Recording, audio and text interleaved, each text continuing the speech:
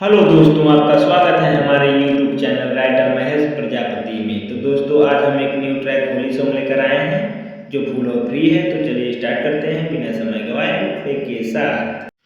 लाले लाले रंगवा से रंग दे हो बलनवा, और लाले लाले रंगवा से रंग दे हो बलनवा, उठे लागे भीतरी लहार, होली खेले आई हो करे जा, छुट्टी लेके आवतानी घर, होली खेले आई ह करे जा, छुट्टी लेके आवतानी घर, होली खेले आई ह करे जा।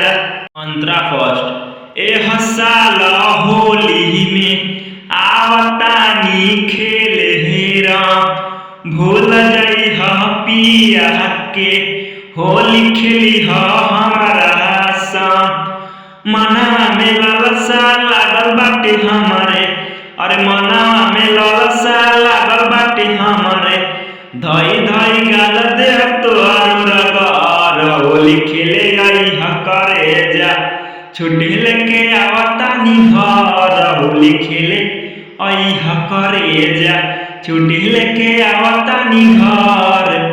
अंतरा सेकेंड लागल बाटे होली में तहरे संगे हमर दिल, प्यार यार के ना भूलई ह, ना त होई मुसहकिल, और प्यार यार के ना भूलई ह, ना त होई मुसहकिल, भर पिचकारी रंग न गिरई ह, अरे भर पिचकारी रंग न गिरई ह, लय लय मली है महेश राजकुमार, होली खेले आई ह करे जा, छुट्टी लेके आवतानी घर, होली खेले आई ह करे जा, छुट्टी लेके आवतानी घर। तो दोस्तों, अगर आपको ये वीडियो पसंद आया हो तो वीडियो को लाइक करें और चैनल को सब्सक्राइब करें ताकि हर एक वीडियो का नोटिफिकेशन आपको मिलता रहे।